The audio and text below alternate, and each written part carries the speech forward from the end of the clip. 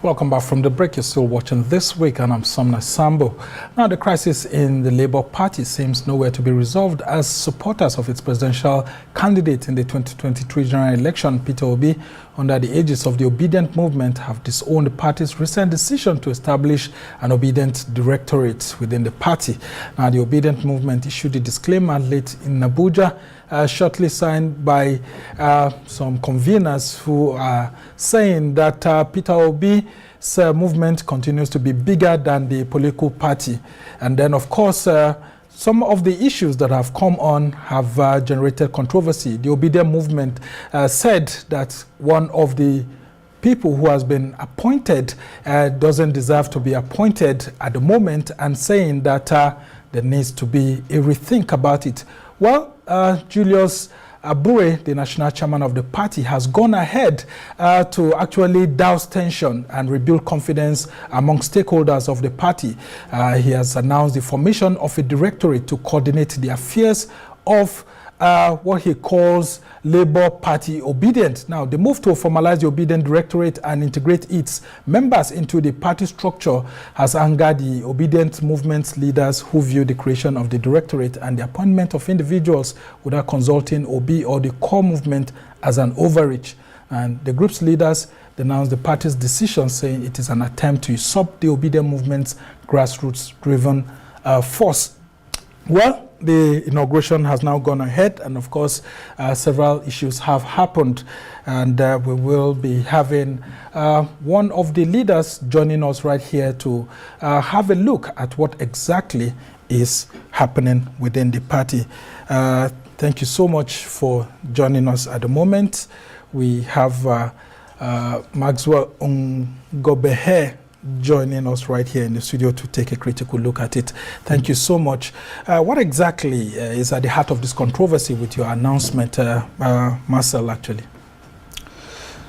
Okay, I wouldn't call what is happening in the Labour Party crisis. I would call it a minor disagreement in principles.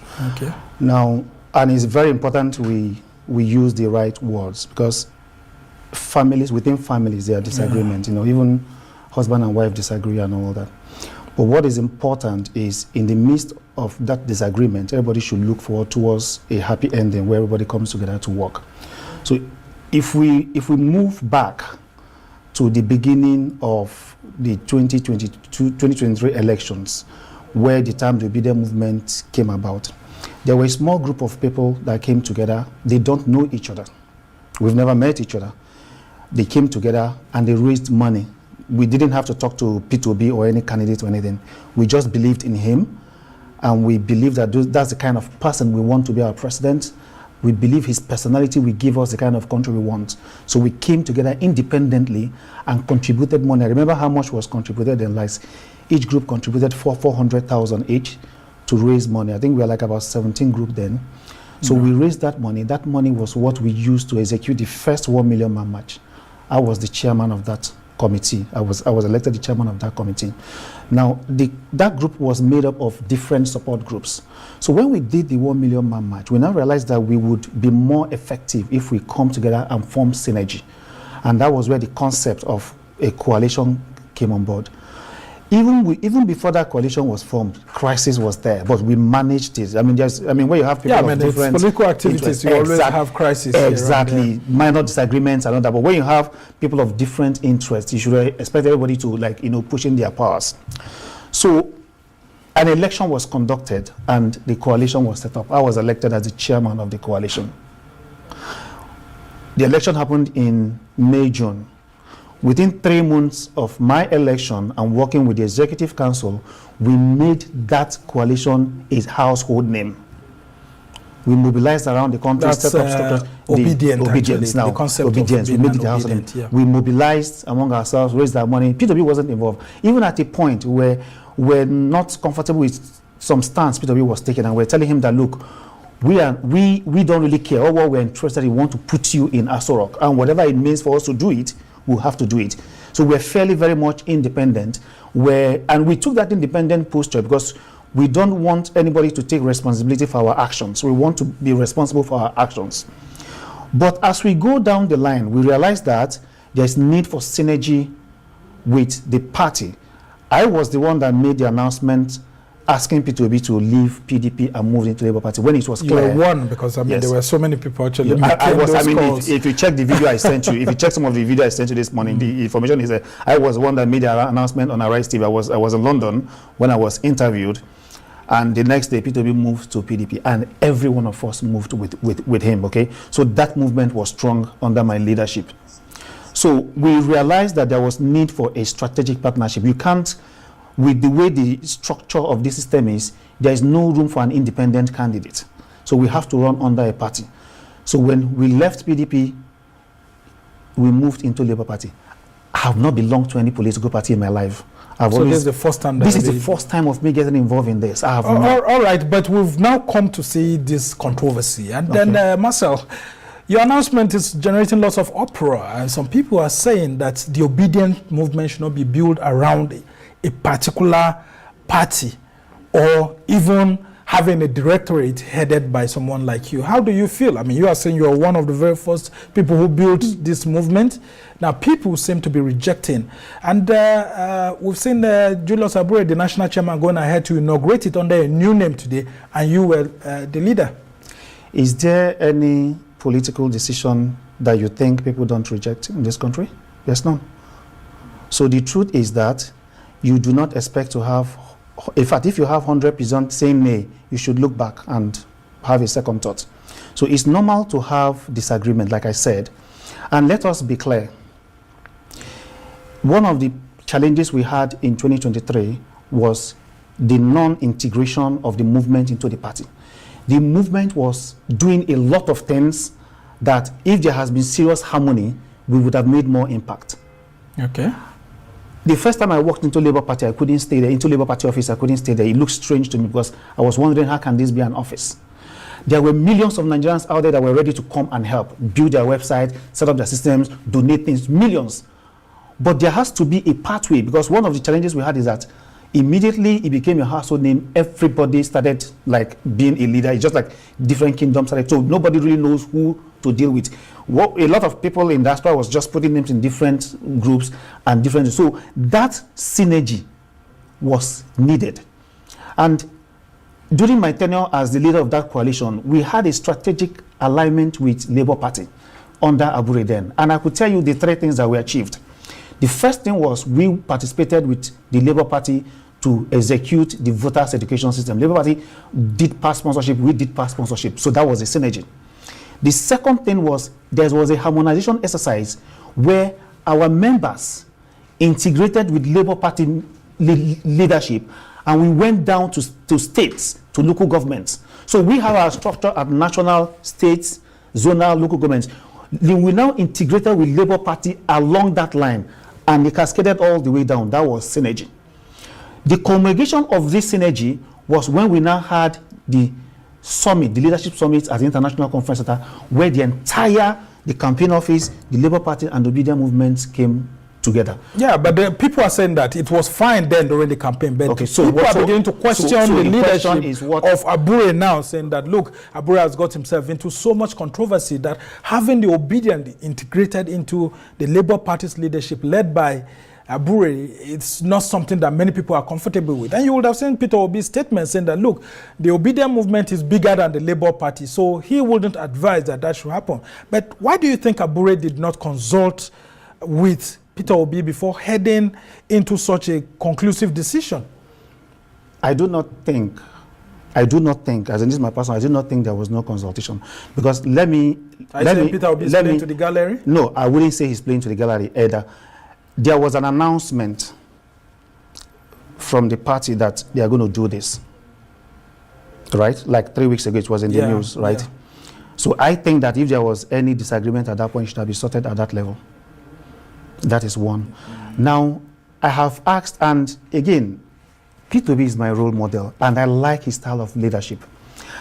I have asked about more than 10 to 20 of my friends to say that particular tweet, compare it with P2B's tone and the way he communicates. Did you notice anything? Are you saying that someone I am asking you now, you as a journalist, you look at that particular tweet, the tone of that particular tweet, the text and the composition of that particular tweet, and compare it with how P2B has been communicating. What do you think? Well, I'm not a Labour Party member. Okay. Now, now, I am not saying it, but what I like about P2B is he's a leader that takes responsibility. Yeah, but he has not denied that he. That's why I'm telling you. That's why I'm telling you that one of the things I like about him, and so many things, that he's a leader that takes responsibility. One of the things we see in some political politicians is that when things go wrong, they throw somebody under the bus and dodge it. But we have a leader that takes responsibility. Okay. And P2B was clear. He said that he doesn't want a directorate, obedient directorate under Labour Party, but that the party can form a youth mobilization. Do you understand? What the party has done was to shift, renamed. So what we have now is Directorate of Mobilization and Integration, because there is need for that. I heard Abure actually saying that it's a Labour Party obedient movement.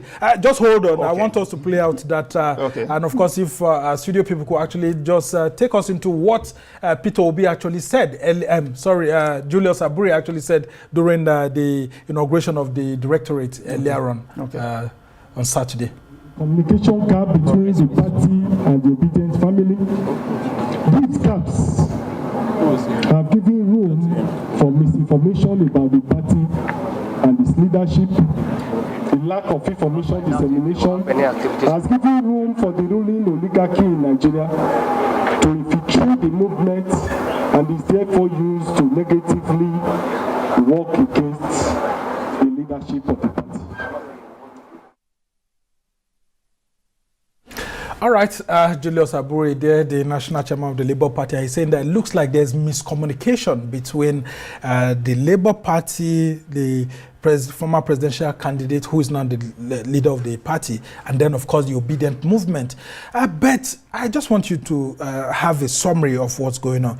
Could it be that your rejection earlier on as being the head of the obedient movement is part of what people have come to actually understand generally, that the obedient movement seems to be a little bit pushy when it comes to issues, and sometimes they don't even mind hitting on their own, just wanting to be on the opposition. Whatever comes, you first oppose it even before you look at the benefits. Before you look at it.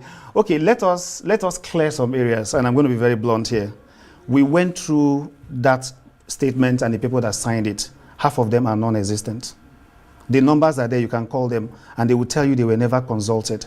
So what happened was that, which we normally do on our WhatsApp group, we send messages and ask conveners to put their names and numbers. Okay. So conveners will now put as if you are trying to gather a register. Conveners now put their names and numbers, and then the next time they were using without their consent. Exactly. The numbers are published. Take those numbers and call. I have even asked one of the media guys to do a research on it, to call those people. Half of them will tell you they never consented to that. If there is anything, it should have been signed. You should have been gotten a name and get a signature. I can take your name and number and publish. So that thing doesn't exist. Now, let us be clear. The Labour Party as a party has powers to set up committees and directory that will help it solve teething issues. What was the issue on ground? What was the complaint? The complaint was that Abure is not allowing Obedience to join the party. That Abure has refused to integrate Obedience into the party. That was the complaint, right? And what Abure has done was say, okay, let me dedicate a directorate of which you're obedient, we man. Everybody in that directorate are obedient. There are people we have worked with from more than 3 or 5 years. Look through all the names. One of them came from Big Tent. They came from different places. So we all got together. How that team was chosen, I don't know. But let me tell you what would have happened. You see, when there are crises, if you take a part, then don't expect to be a judge in that case. So NLC and Abure were having crisis. Some obedient side with NLC. Okay. Most of the people you saw that signed that thing, most of them, call them and ask them, they were aligned with NLC. For Julius Abure to be kicked out of the party. Exactly. Some of us felt that as obedience, let's allow the parties to sort themselves out. We're not interested in the crisis. Let them sort themselves out. We want to remain independent and be able to speak for ourselves. But some by their selfish nature, whatever, decided to take a side. And I could tell you, some of them were promised that once Abure is kicked out, they'll be given positions. And if you look at the list of those, some of them were people that has held political parties in the past. Their political parties were dissolved. Some of them were have been in the all party right. for Just in 30 years. seconds before I go, Marcel, do you feel slighted by all of this? At all. And, Absolutely not. I mean, lots of people are saying that it's spiteful actually for you to want to lead and offer your services. Were you at the inauguration? And for you to feel that people are pushing you away and wanting you to drown in something that is just, it's just for you to contribute your own quota. Were you in the inauguration? Well, I wasn't. I mean, we sent a reporter. Your team would have shown the video. The hall was filled up with jubilations. Yeah. It was a welcome development. I am not saying there is no dissenting opinion. There are people that want that position that were not given. So you should expect dissension, right? Which is okay. But what we have now been mandated to do is to integrate everybody. Okay. And I stand here to tell you today, I, Marcel Ngobohe, if my resignation from that position will bring peace and bring everybody in, I will resign. And I've told them, we have had a meeting where all of us are sat down together to say, I agree that if but let me even take it back. Some of the criticism is actually that you are living abroad, you are not living in Nigeria. How could you actually drive the obedient movement? But I am here today. I am making impact. Yeah, man. I am here today. And let me tell you. Very quickly, in 30 seconds, we just have to go. The bottom line is, the obedient movement, the Labour Party, and P2B, who is our presidential candidate, we are all working together. That synergy is a mandatory requirement for success for 2027. What we are going to do going forward is to bring everybody together and lay this to rest. All right, Marcel Ngobohe, we must thank you so much for joining us. Thank you so much. It's not easy to be a leader in Nigeria. Now you are having a taste of it. I'm wondering, what if you people were already in government now?